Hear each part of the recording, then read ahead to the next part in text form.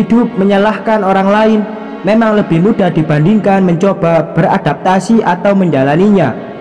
Terlebih kehidupan berumah tangga yang tidak didasari oleh cinta. Kami menikah hanya karena perjodohan orang tua. Sebelumnya tidak pernah sekalipun kami bertemu, apalagi berkenalan. Perjodohan itu semua diatur oleh kedua keluarga tanpa adanya persetujuan baik dariku ataupun dia. Kami baru benar-benar bertemu saat duduk untuk mengucapkan janji suci itu. Bahkan tidak ada acara lamaran layaknya orang lain. Semua disulap oleh mereka seolah kami hanyalah boneka yang tidak memiliki pilihan selain menjalankan apa yang mereka tetapkan. Aku dan dia tak saling cinta, dan di malam pertama pernikahan kami justru tidur di kamar yang berbeda. Kami sepakat untuk tidak melakukan hubungan apapun sampai akhirnya merasakan timbul perasaan cinta. Untungnya kami memiliki visi yang sama, kalau tidak akan melakukan hubungan jika tidak saling cinta.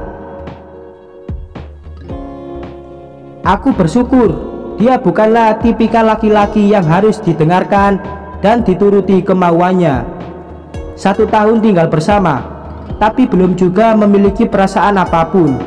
Kami sibuk dengan urusan masing-masing dan hanya bertemu ketika hari libur. Di saat orang tua datang, kami harus berpura-pura tidur di satu kamar yang sama, meskipun kenyataannya tetap terpisah. Dia memilih untuk tidur di sofa atau terjaga semalaman agar tidak bersamaku. Jika ia memilih terjaga, maka ia akan tidur setelah aku bangun dan kembali beraktivitas. Sejauh itu orang tua kami tak curiga, dan setiap kali membicarakan momongan, dia selalu mengatakan mungkin belum waktunya diberikan, kemudian mereka akan menerimanya. Setelah tahun yang berat dan asing bagiku berlalu, aku mulai mengencani seorang pria di komunitasku. Kami memiliki hobi yang sama, yakni manga, sedangkan suamiku adalah seorang aktivis sosial. Aku kurang menyukai berbaur dengan banyak orang, terlebih jika tidak senang dengan lingkungannya. Kata mereka, aku seperti kertas putih dan semua emosiku dengan jelas akan terlihat langsung di wajahku.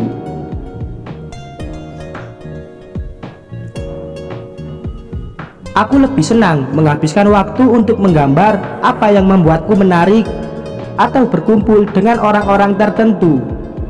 Hampir 6 bulan, aku dan teman komunitasku menghabiskan waktu bersama tanpa sepengetahuan suamiku.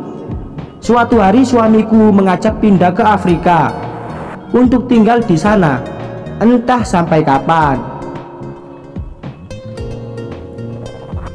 Sebenarnya aku bisa saja tinggal, tetapi orang tua kami akan curiga dan aku tidak mau mengecewakannya.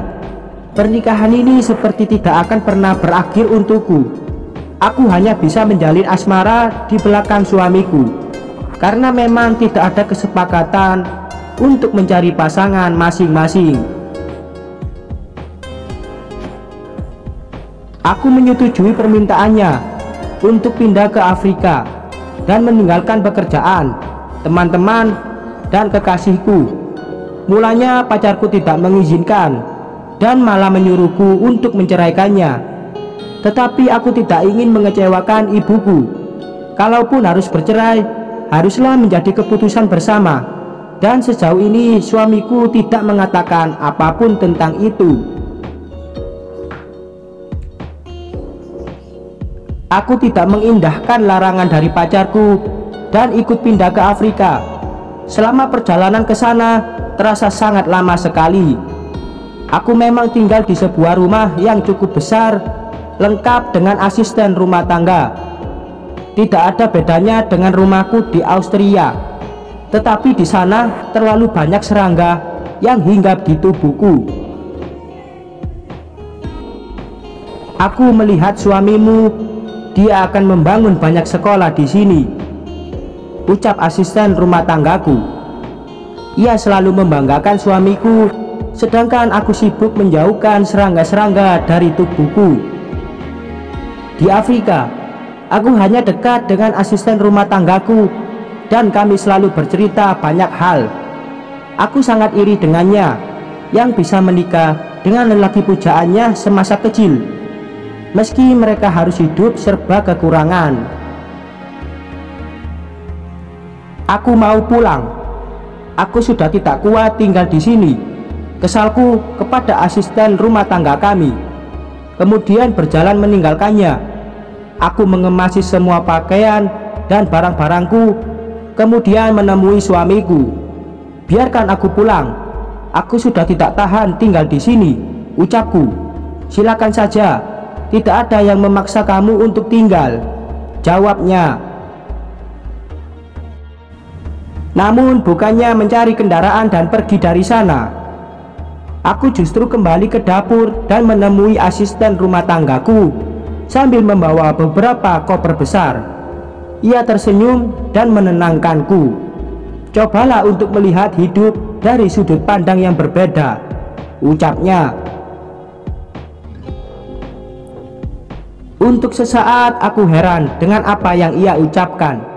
Namun akhirnya dia memberitahuku untuk melihat hidup dari sudut pandang orang lain. Selama ini kami bersepakat untuk tidak melakukan hubungan apapun sampai perasaan itu tiba, tetapi kami tidak mengusahakannya. Kami terlalu sibuk dan acuh satu sama lain. Aku tidak pernah mengira kalau hati suamiku sangatlah mulia. Ia menggunakan hampir seluruh tabungannya untuk membangun pendidikan di negara orang lain. Aku baru menyadari kalau kami tidak pernah mencoba untuk mengenal satu sama lain, bahkan tidak berusaha mencintai dan menerima kenyataan sebagai pasangan yang sah. Asisten rumah tangga kami membantuku mengubah semuanya. Ia mengatakan kalau aku harus mengurus hal-hal dasar seperti menyiapkan makanan ataupun pakaian. Namun aku tidak pernah tahu makanan apa yang ia suka dan tidak suka, apalagi jika urusan pakaian. Aku takut apa yang kusediakan akan ditolak karena ia tidak suka. Ia mulai membantuku menganalisis makanan apa yang biasanya dimakan oleh suamiku dan bagaimana penampilannya sehari-hari. Semua itu kupelajari diam-diam saat kami berada di dapur. Setelah dirasa sudah cukup mengenal bagian luarnya, aku mulai menyiapkannya sarapan. Semua persiapan itu dibantu oleh asisten rumah tangga kami. Saat menyiapkan sarapannya, jantungku tak berhenti berdegup dengan kencang. Wanita parubaya itu mengatakan kalau itu adalah hal wajar jika ingin memenangkan hati seorang pria. Aku berusaha untuk meredam suara degup jantungku, tetapi tetap saja sia-sia. Sarapannya sudah siap dan tak lama dia keluar dari kamarnya. Ya, meski sudah tinggal di negara berbeda, tetapi kebiasaan tidur kami masih sama. Dia sangat terkejut melihatku duduk di meja makan dan menyiapkan sarapan untuknya. Loh, tumben, bukannya kamu ribut mau pulang? Tanyanya. Aku harus belajar sesuatu hal baru, jawabku. Apa? Tanyanya sambil mulai menyuap makanannya. Selama ini kita nggak pernah berusaha untuk saling mengenal, apalagi mencintai. Sedangkan kita sepakat untuk tak melakukan apapun sampai rasa itu ada. Jelasku, aku mau mencoba mengenal dan melihat sesuatu dari sudut pandang kamu. Tambahku, aku sedang tidak tertarik dengan percintaan, jawabnya. Setelah obrolan pagi itu, dia jadi berusaha untuk menghindariku. Mungkin dia sudah punya kekasih, sama dengan apa yang kulakukan, pikirku. Anehnya, sejak ucapan asisten rumah tangga tentang hubungan kami, aku tidak lagi memikirkan kekasihku. aku mulai berhenti mengiriminya pesan dan bercerita betapa aku tidak nyaman tinggal jauh darinya. Pikiranku selalu tertuju pada suamiku. "Suami kamu ada di tempat penampungan anak terlantar," kata asisten rumah tanggaku beberapa hari setelah aku terus mencoba mendapat perhatiannya. Sebenarnya aku sangat ingin memiliki anak, tetapi rasanya semua mustahil karena suamiku masih tidak mau berusaha untuk saling mengenal lebih jauh.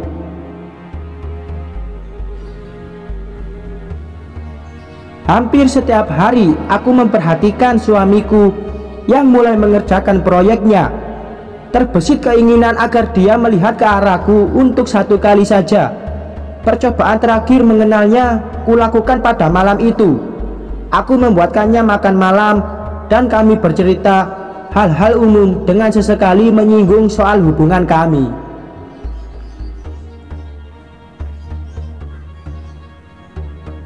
Tak ada reaksi dari dirinya, dan aku memutuskan untuk ke tempat penampungan anak terlantar esok hari.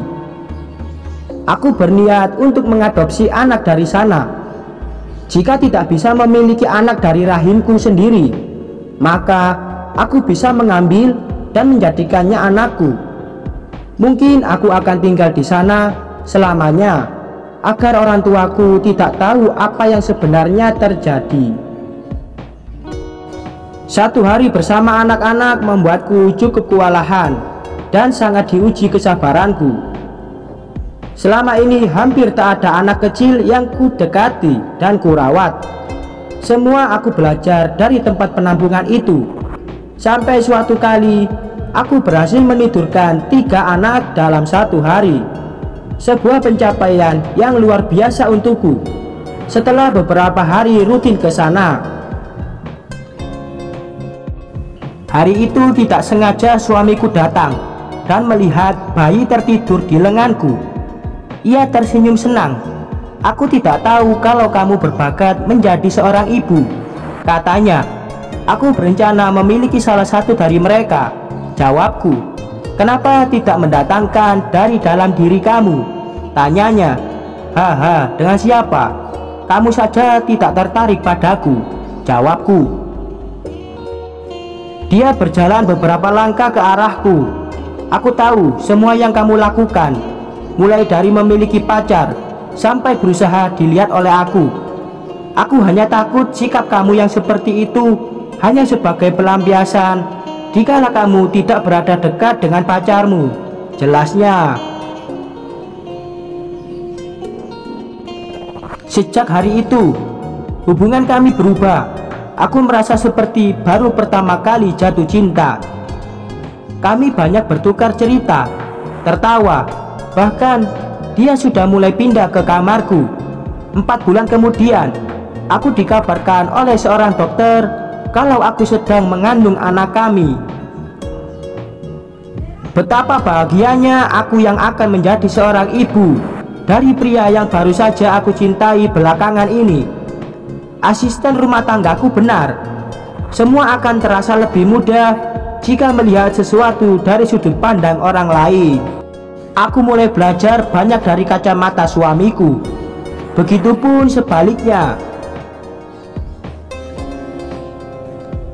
Aku dan dia sangat bersyukur kalau mereka mengatur semuanya untuk menyatukan kami. Pernikahan yang dijalani tidak hanya ada suka tetapi juga duka. Kami berusaha menemukan jalan keluarnya dengan melihat sesuatu dari sisi yang berbeda. Nasihat wanita parubaya itu akan selalu kupegang teguh, meski dirinya sudah pergi ketika usia putri kami menginjak 5 tahun. Sekian.